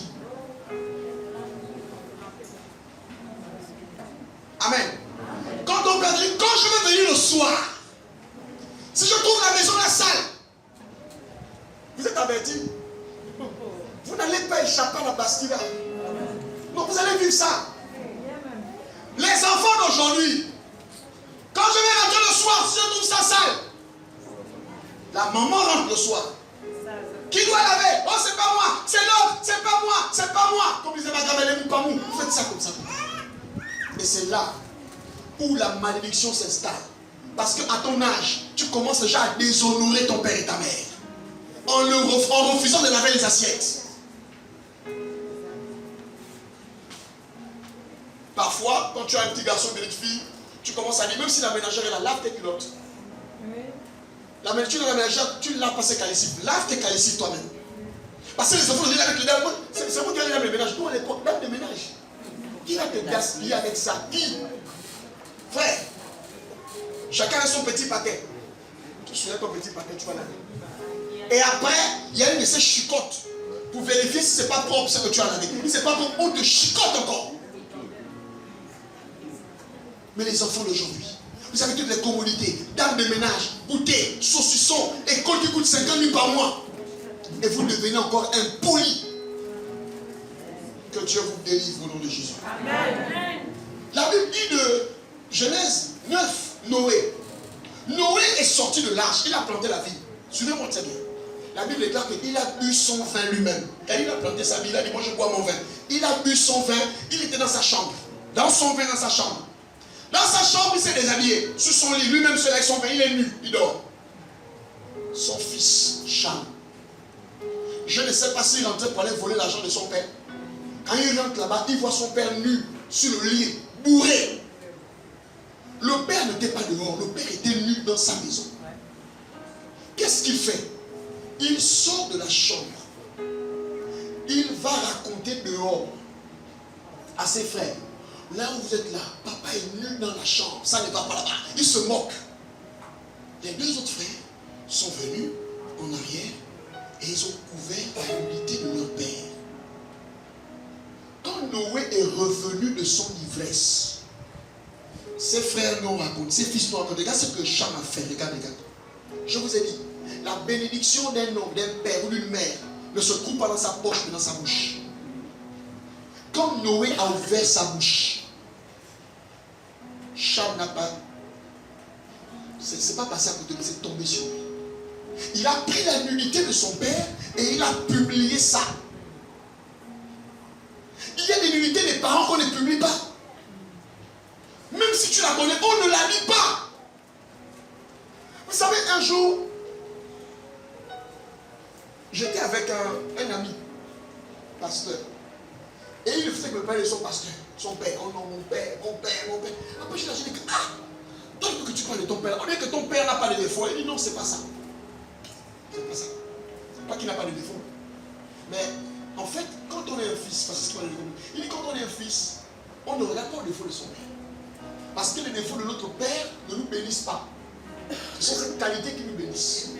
Si on met une fixation sur sa nudité nous empêche de recevoir la grâce. C'est pour en réalité un bon fils ne regarde pas la nudité de son père, mais il regarde la bénédiction que son père transporte. Amen.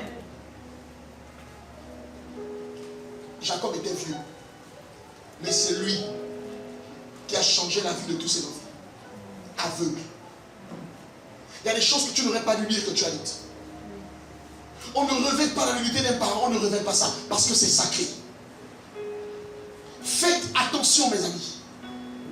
Quand on a la semence du déshonneur, on se saisit des faiblesses des gens pour les rendre dans la place publique. Pourquoi tu ne respectes pas ta mère? Ma mère, elle allait boire le vin.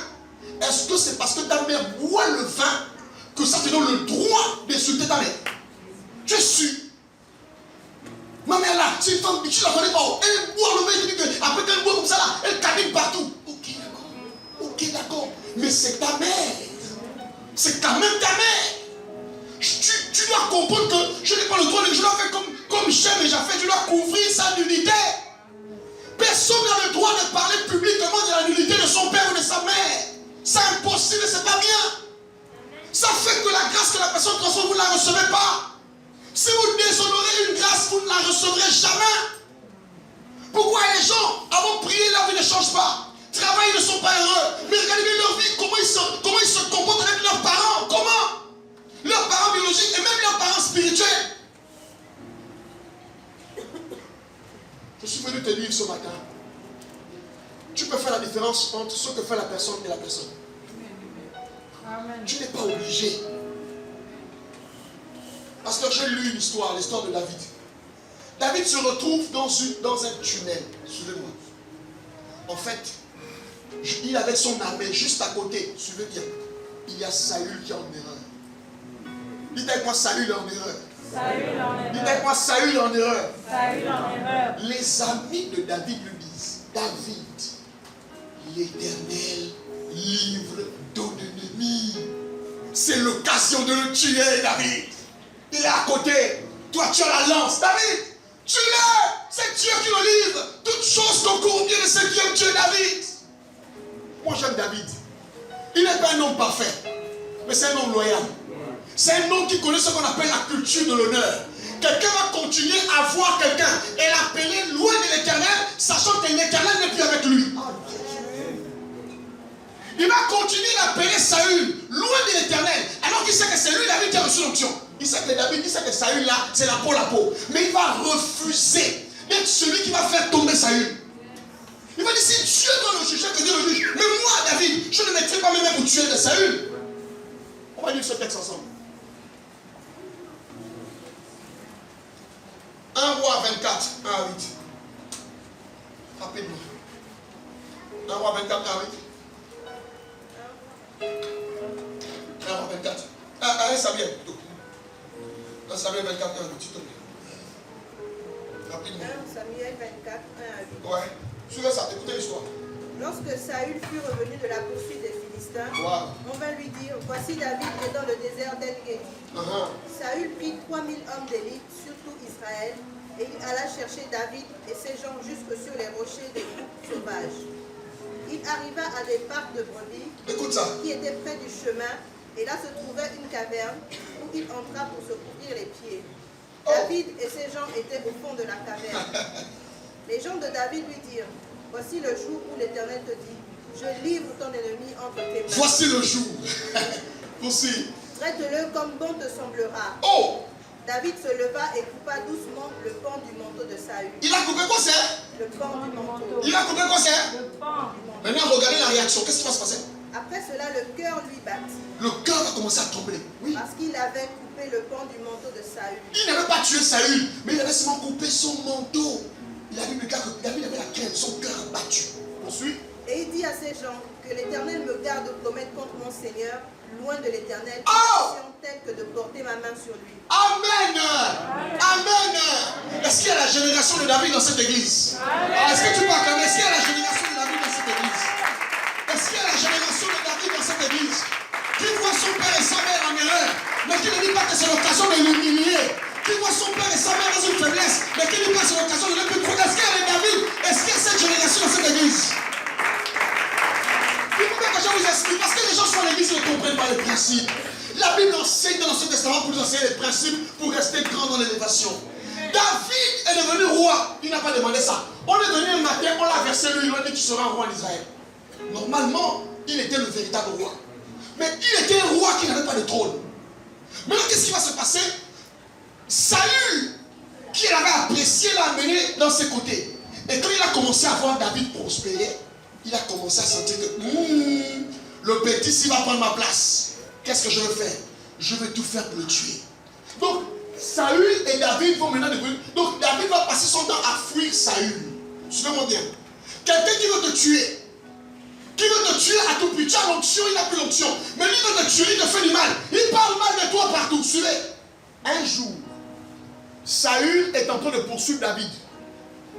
Sauf que, en fait, la Bible ne dit pas, on n'explique pas ça ici, là. Hein, pour ne pas choquer les gens. Maintenant, Saül a eu envie de câliner. Suivez-moi bien.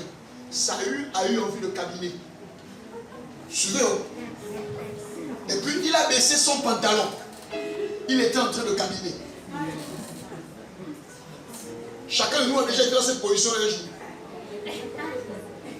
C'est l'une des positions où tu ne peux pas accepter qu'on te dérange. Concentration sérieuse. Sauf que juste à l'endroit où il cabine, juste à côté comme ça, David est là.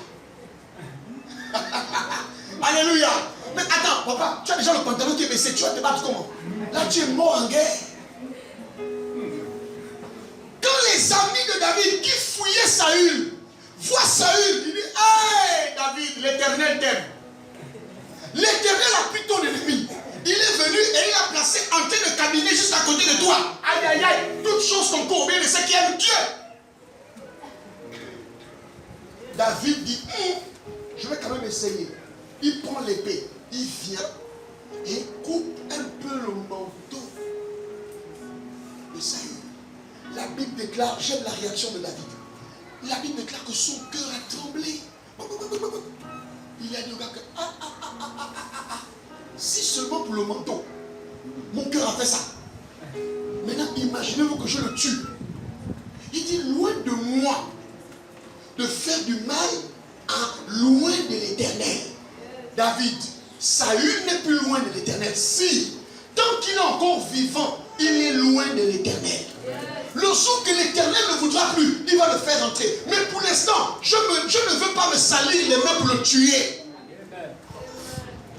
Quelqu'un qui a le cœur de David, c'est que même lorsque Saül est en erreur, ce n'est pas l'occasion de dire que je vais te tuer. Oh, est-ce que je te parle? Est-ce que tu comprends mon langage ce matin?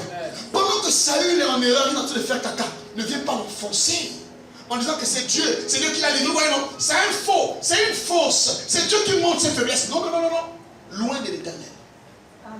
Peux-tu continuer à voir ton père comme ton père, malgré les dérives? Peux-tu continuer à voir ta mère comme ta mère, malgré les dérives? Parce qu'on a besoin d'un certain regard pour être béni. Si ton regard change, la bénédiction change aussi. Bien-aimé dans le Seigneur, une vie de déshonneur est une vie sans bénédiction. David a dit: je ne veux pas tuer Saül. Il a préservé la vie de Saül. Vous savez, Saül est mort de lui-même.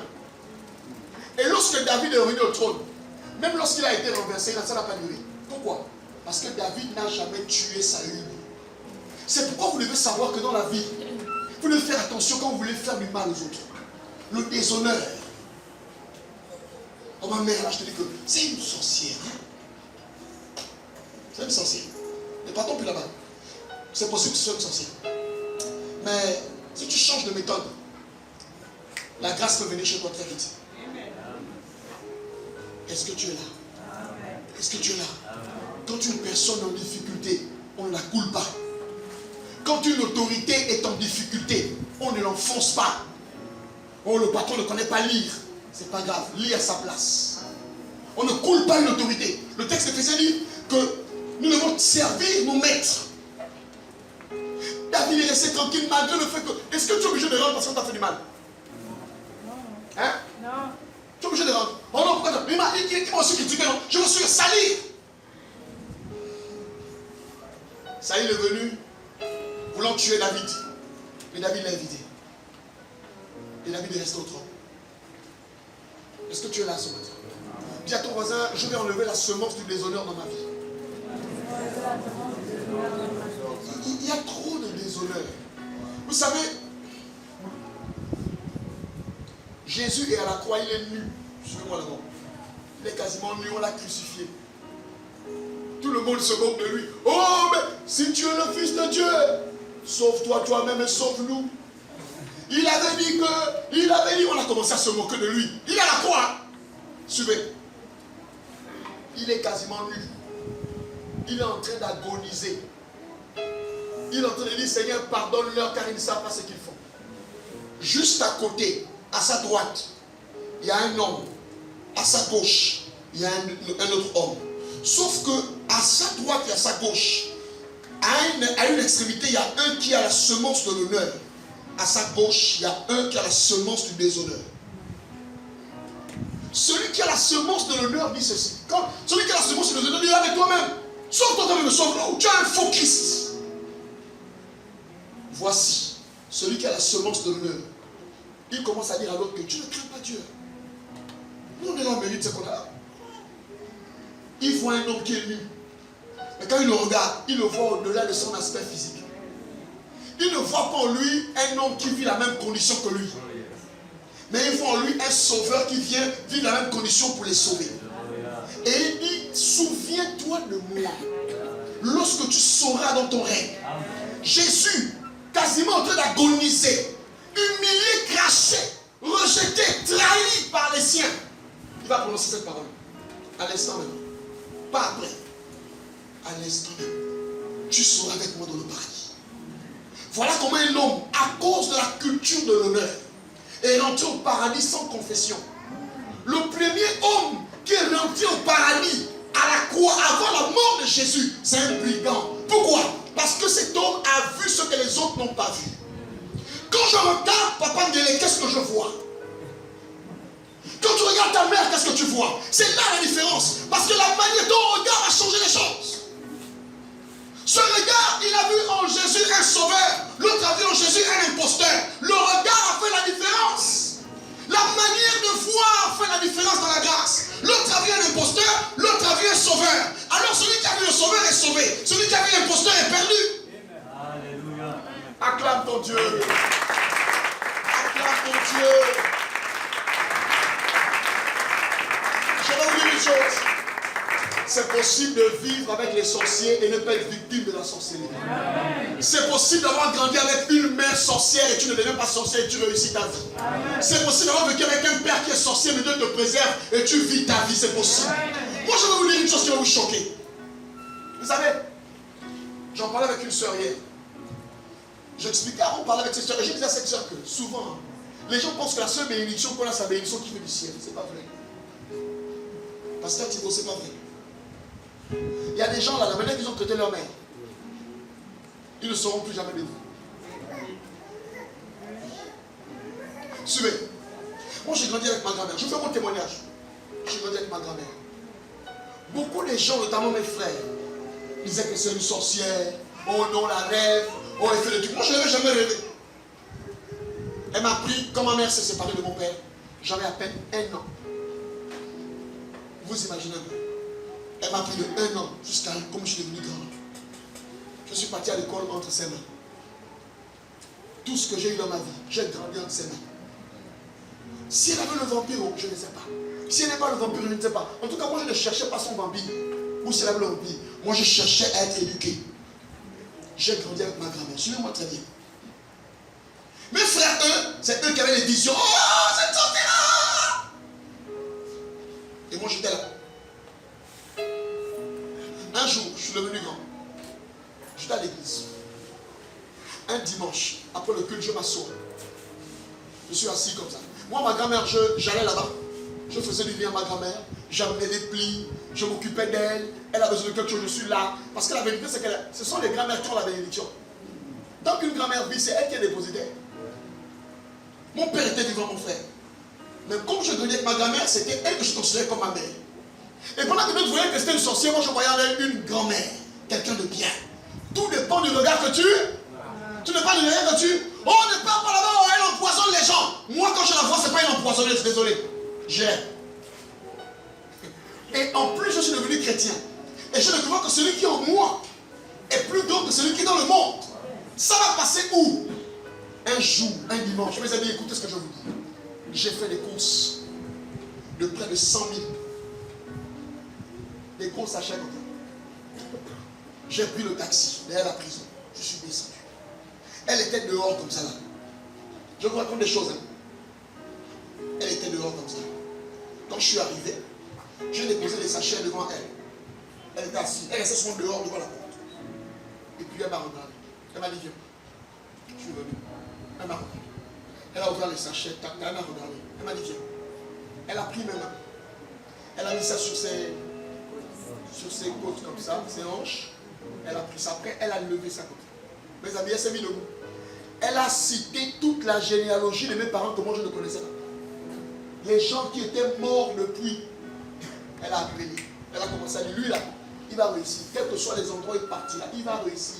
Il ne peut pas échouer. Si un jour il a un grand problème, elle a commencé à parler en langue. C'est la première fois de ma vie que j'ai vu ma grand-mère faire ça. J'ai gardé mes mains levées. Au début, je l'ai voulu le sang de Jésus. Elle me dit, allez, ça, le sang de Jésus. Je suis resté tranquille. Mes amis, après on a parlé. Parce que je ne durais pas souvent pour de mes occupations. Je fais 30 minutes avec elle. Je lui dis, mais je pars. Elle dit, tu pars? Oui. Je suis parti. C'était la dernière fois que j'ai vu ma grand-mère. Quand elle va mourir, au petit matin, à 5 heures, quelqu'un me touche au pied comme ça.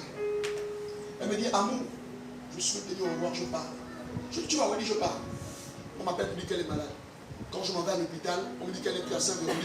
Je m'en vais à l'hôpital général, je suis dans la voiture, j'arrive, je vois les gens en train de pleurer, elle est morte. Je vais vous dire une vérité. Je priais Dieu. Mais le jour que ma grand-mère a parlé sur ma vie, les choses que je n'avais plus jamais revues en termes de gloire, j'ai vu ça dans ma vie. Elle n'est pas pasteur. Elle ne vient pas à l'église. Mais parce que dans chaque génération, il y a des dépositaires des bénédictions.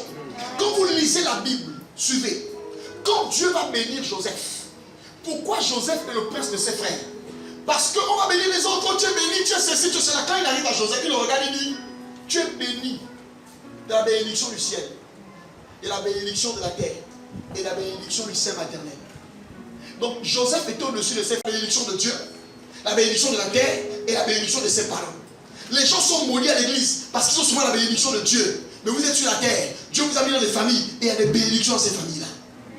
Le déshonneur va vous éloigner de beaucoup de choses. Oui, bien-aimés, il n'y a pas que le vampire dans nos familles. Et le diable nous a poussés au déshonneur pour nous empêcher de recevoir la grâce de la famille. C'est pourquoi il crée les histoires bizarres. Ne t'occupe pas de ça. Elle a mangé qui? Elle a mangé quoi? Vas-y. Il y a quelque chose que tu peux en comprendre là. Est-ce que tu peux acclamer le Seigneur? Est-ce que tu peux encore acclamer le Seigneur? Ma grand-mère maternelle va mourir. Avant de mourir, 2 semaines avant, je pars là-bas. Elle avait une chambre bizarre, sombre. Et puis, je ne sais pas comment elle était. Elle est à la chambre. Tu es à la porte du salon. Elle sait que c'est toi qui es là. Elle m'appelle. Elle me dit, viens. Je rentre comme ça. Je dis, Seigneur, je suis où là? Elle dit, j'ai mal au pied. Je veux que tu pries pour moi. Ah! Je priais pour elle. Après, elle me dit ceci. Tu fais l'église? Je dis, oui, je fais l'église. Voilà ce qu'elle me dit. Tu ne vas pas échouer dans ton église. Amen. Elle n'est pas pasteur. Elle dit, je te dis ça aujourd'hui. Je m'asseye, elle m'a dit le VIX, les moments avec le VIX. Oh mais elle aime ce qui pique. Pique, ça pique comment? Massement. J'ai massé. Après massé, elle m'a dit, tu fais l'église. Tu ne vas pas échouer. Amen. Tu vas réussir. Amen. Après massage. Elle dit, tu ne vas pas échouer, tu vas réussir. Je suis sorti de là. 2 semaines après, elle est morte. Quand elle est morte, je n'ai pas reçu des paroles blessantes. J'ai reçu des paroles de bénédiction. Et je sais que ces paroles-là m'accompagnent. Au-delà de la prophétie de Dieu sur ma vie, il y a des ombres. Il y a des présences liées à ma famille qui m'accompagnent. C'est choquant de dire, mais c'est la vérité. La Bible déclare que vous êtes environné d'une si grande nuée de témoins. Oh. Vous n'avez pas suivi ça. Il y a un, c'est quoi, DG quoi là, un truc de témoignage sur les réseaux sociaux là. Un monsieur qui fait beaucoup de témoignages de sorcellerie là. Il y a une fille qui a raconté une histoire terrible. Elle a dit qu'elle avait été enlevée. Suivez-moi bien d'abord. Elle a été enlevée par un homme qui l'a dragué. Les filles qui aiment les dragueurs là. Oui, les beaux dragueurs. Le monsieur l'a dragué. Le monsieur faisait les RTL monnaie de 1 million et autres. Elle a même cité le nom du monsieur. Mais c'était pas un homme, c'était un fantôme. C'était un homme qui était... Oui, suivez ça sur internet. Le monsieur l'a pris que non, on va aller sur la route, on va aller par la route de Bikele. Ils ont pris la route de Bikele, subitement ils sont rentrés dans une forêt. En fait, c'était pas la route de Bikele, c'est dans une forêt. Dans quel village? Elle dit qu'elle a commencé à voir le monsieur était plus normal, il était comme sur la main hypnotisé. Donc elle était dans la voiture d'un fantôme. Elle était dans une voiture mystique, mais elle était là-bas, les femmes avec l'argent. Ah! Moi j'ai dit un jour à un frère, si tu n'as pas peur de femmes, fais attention. Frère, est-ce que tu connais le premier être qui a vu Satan? C'est pas Adam, Kevin. Le premier être qui a vu Satan, c'est pas Adam, c'est Ève. Mon frère, elle a pris le truc que le diable a donné, elle a donné ça à l'homme.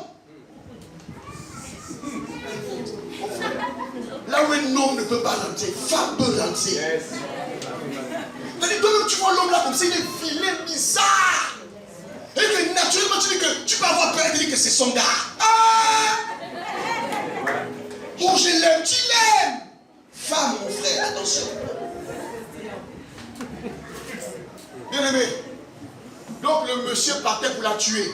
Elle dit qu'elle a commencé à dire Jésus. Elle parle de ce monsieur, donc il connu seulement. Il connu seulement. Jésus, la voix ne sort pas. Jésus, la voix ne sort pas. Elle dit qu'elle ne sait pas ce qui s'est passé. Elle a une force. Et puis elle a dit Jésus. Le monsieur a disparu. La voiture a disparu. Elle s'est retrouvée dans une forêt. Vers ça là-bas, dans une forêt.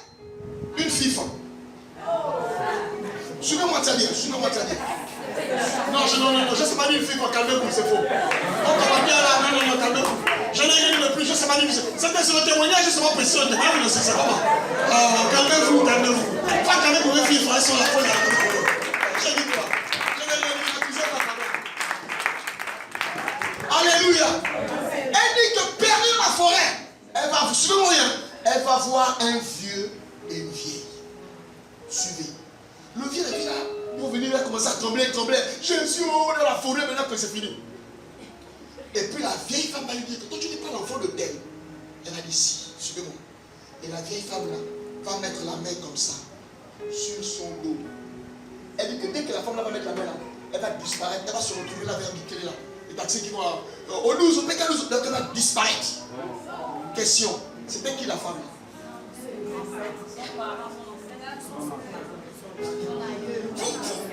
En fait, vous blaguez avec le monde spirituel.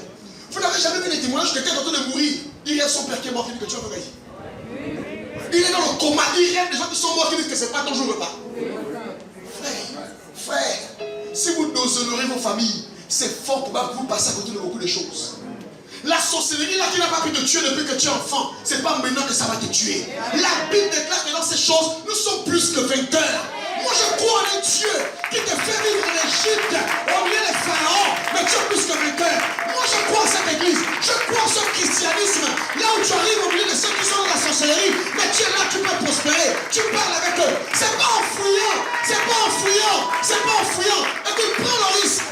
Je te jure qu'on ne te tuera pas. Je te dis que si tu pries un Dieu vivant, David dit que si je traverse la vallée de l'ombre de la mort, je ne crains aucun mal, car tu es avec moi. J'ai grandi dans ces milieux, le milieu le plus occulte, il y a la prison. Mes amis, je vous jure que j'ai vu des choses. Toi-même, c'est que tu as ton enfant, ne va pas habiter là-bas si tu aimes ta vie. Un quartier où dès qu'il est 18h, le noir est que avoir la lumière devant sa maison de la prison, c'est péché. Tu peux allumer la lumière comme ça là, tu ne sais pas par quel miracle ça s'éteint. J'ai été dans ce quartier. Je ne me souviens pas, je suis né et grandi là-bas. Je ne me souviens pas avoir écouté 3 mariages. 3 mariages. Depuis que je suis né, si je compte bien, il y a peut-être 2 personnes qui sont mariées là-bas. Regardez le genre de quartier. Mais c'est dans cet endroit-là que Dieu m'a sauvé. Amen. C'est dans ce moment que Dieu m'a élevé. que Dieu m'a protégé. J'ai vaincu l'ours et le lion. Ce n'est pas Goliath qui peut me résister. Ne fouillez pas vos familles, mes amis.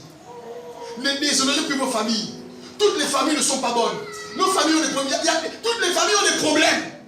Mais il y en a qui ont plus de problèmes que les autres. Sauf qu'il y en a qui connaissent fermer la bouche et gérer ça dans la prière.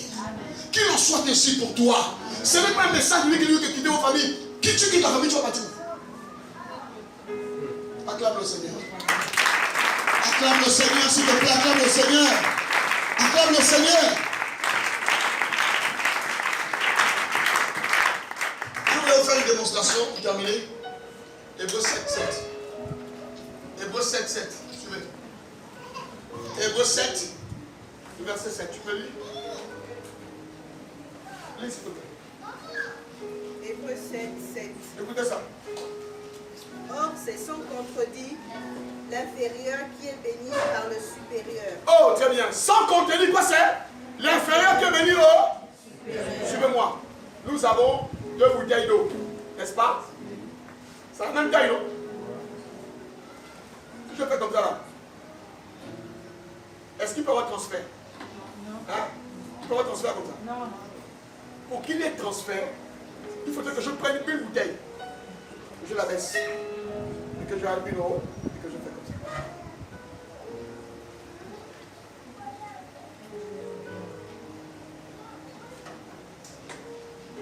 Dans la vie, à chaque fois que tu veux te mettre au même niveau que les autres, si tu reconnais que celui qui est devant toi là a quelque chose de plus que toi, si tu veux recevoir ça, c'est comment tu dois faire? Tu descends. L'inférieur est béni par qui? Le supérieur. L'inférieur est béni par qui? Le supérieur. L'inférieur est béni par qui? Le supérieur. Voilà. Est-ce que tu parles?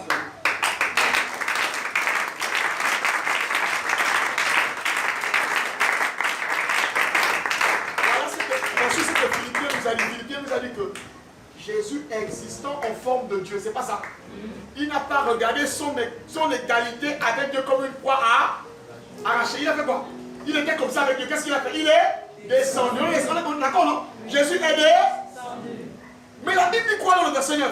C'est pourquoi celui avec qui ils étaient au même niveau l'a souverainement élevé. Comment quelqu'un avec qui je suis au même niveau va souverainement m'élever? Celui qui veut être élevé doit descendre. Amen. Acclamons le Seigneur.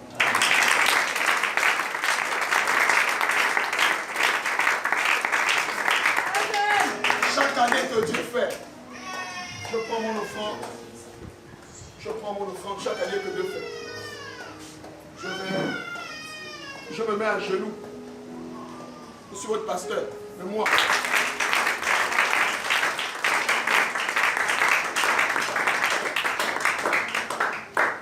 Je voudrais qu'on se lève. On va faire un seul sujet de prière. 2 sujets. Le premier sujet, c'est que tu vas demander pardon à Dieu pour toutes les formes d'orgueil que tu as manifestées.